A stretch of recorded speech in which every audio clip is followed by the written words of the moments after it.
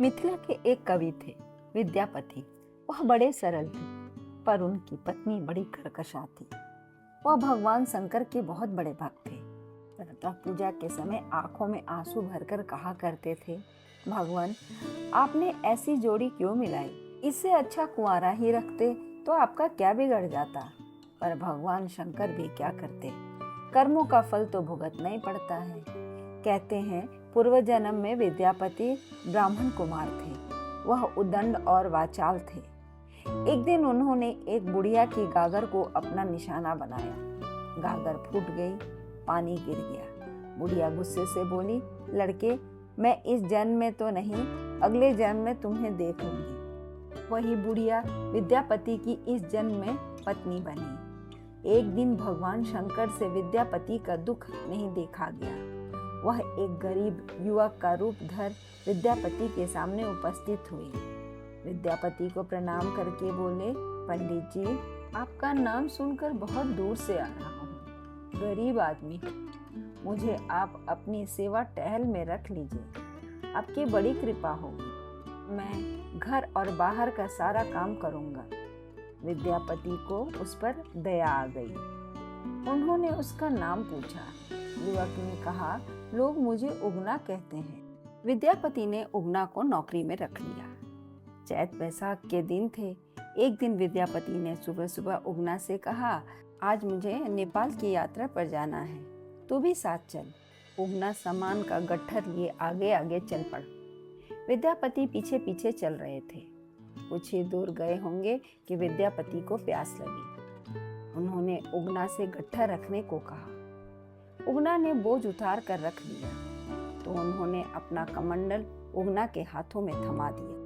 कहा, उगना मुझे प्यास लगी है, कहीं से थोड़ा पानी ला दे बेटा।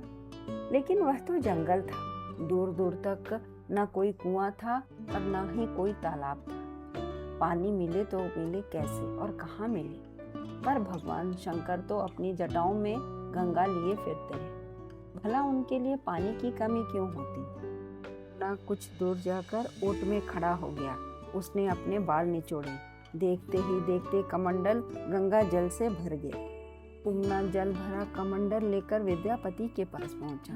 बोला, पंडित जी मैं पानी लाया हूँ।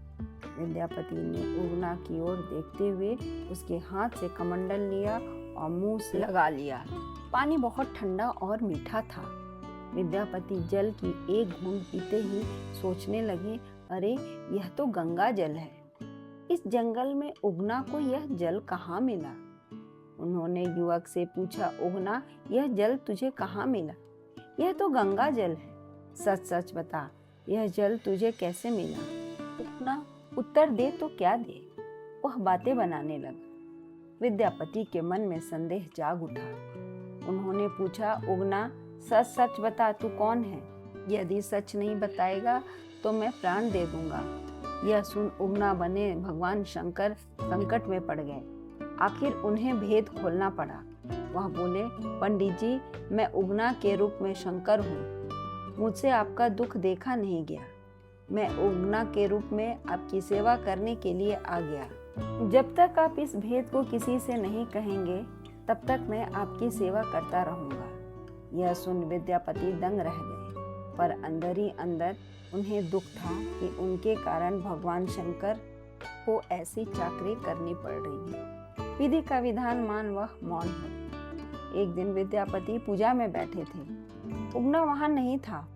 पंडिताइन को उगना से कोई काम कराना था। पंडिताइन ने उगना को पुकारा तो वह वहां दौड़ा आया। उसके आते ही पंडिताइन उस पर बरस पड़ी, यहाँ तक कि उसने चूल्हे की जलती हुई एक लकड़ी उगना पर फेंक दी। पूजा में मग्न विद्यापति की आंखें खुल गईं। वह उगना को बचाने दौड़े और बोले, देवी बस बस रहने दो, उगना तो साक्षात भगवान शंकर है। विद्यापति का यह कहना था कि उगना रूपी भगवान शंकर गायब हो गए। उनकी पत्नी मौन खड़ी थी। अब वे दोनों पछता रहे थे। धन्यवाद। कहानी अच्छी लगे तो लाइक करें, सब्सक्राइब करें और शेयर करना ना भूलें। धन्यवाद।